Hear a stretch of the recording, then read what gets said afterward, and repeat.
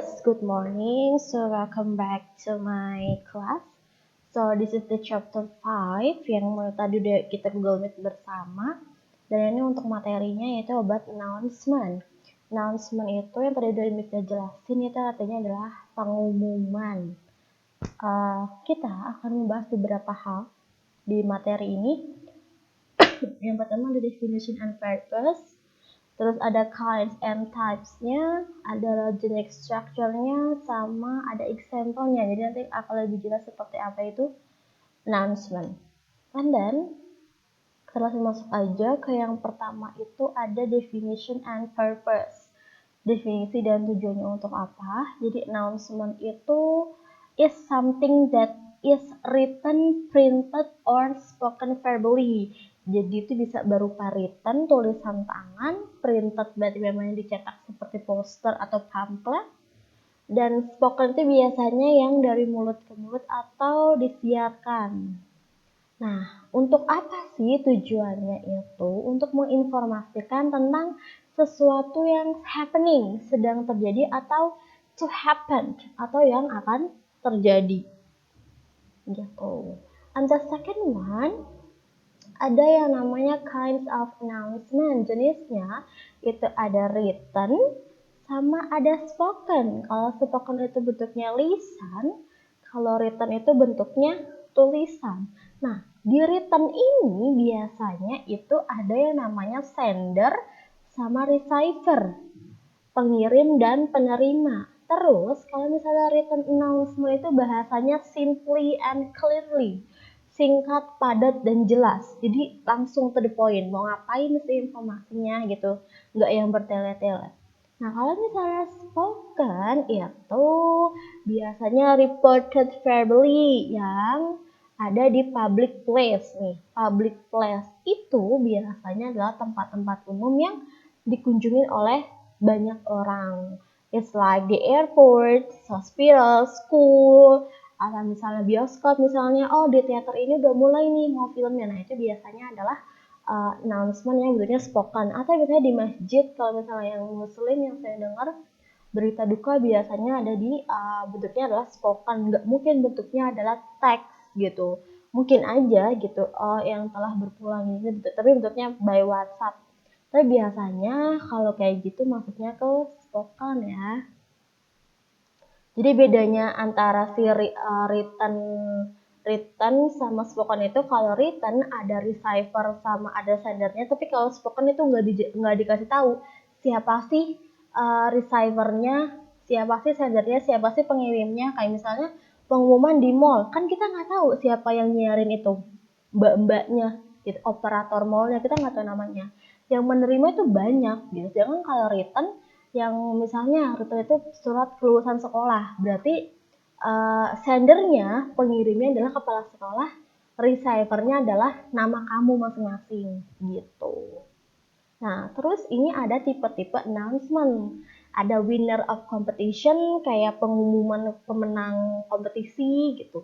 Ada missing person, orang menghilang gitu, biasanya diumumin dalam bentuk biasanya di berita, news, atau biasanya ditempel-tempel di tiang-tiang gitu atau di koran. Ada nikah, ada ulang tahun, ada inaugurasi, itu biasanya bentuknya tertulis gitu.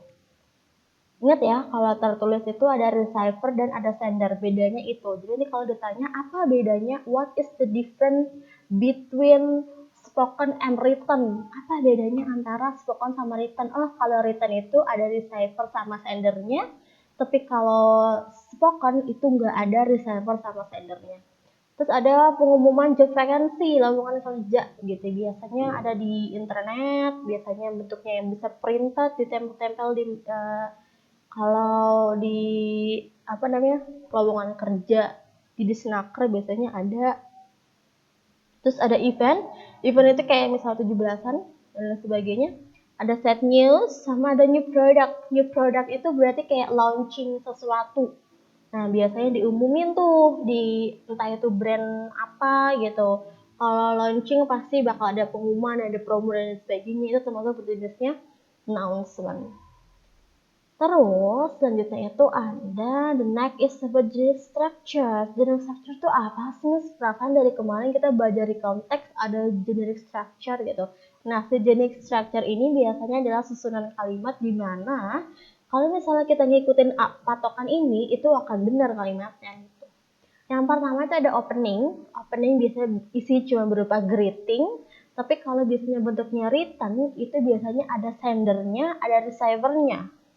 Nah, yang kedua ada bentuknya body atau konten. Nah, di sini nih.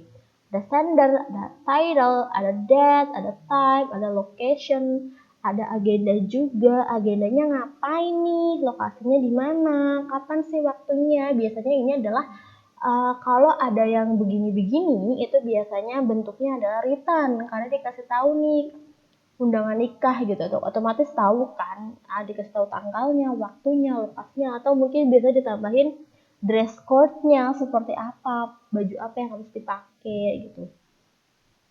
Dan selanjutnya adalah ada closing. Closing adalah penutup, sebenarnya sama kayak opening. Otomatis kalau kita buka dan pasti kita harus tutup. Kalau misalnya bentuknya spoken biasanya tutupnya cuman ya udah greeting sama-sama greeting. Tapi kalau misalnya bentuknya adalah written announcement, closingnya itu berupa receiver, berupa sender, siapa sih yang ngirim, biasanya ada tanda tangan.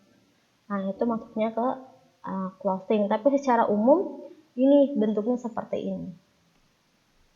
Dan di sini I have the example, misalnya punya contoh dari written announcement yang isinya adalah free conversational English classes will start at Language Room Central Library. Ini namanya opening. Openingnya itu adalah ngasih tahu kalau ada English free class gitu. Ada free class dari bahasa Inggris.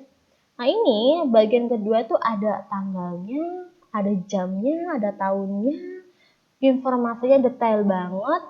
Jadi ini namanya adalah body, isinya. Informasi yang paling penting biasanya ada di bagian body ini. And then the last one itu ada closing.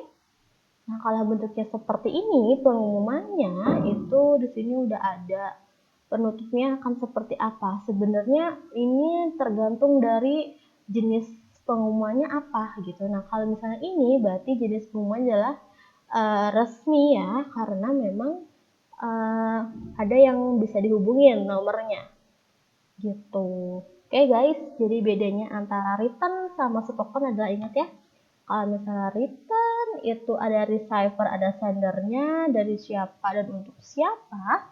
Tapi kalau spoken biasanya langsung aja gitu, tanpa kita tahu siapa sih sendernya, pengirimnya itu siapa, tapi receivernya otomatis kita yang mendengarkan.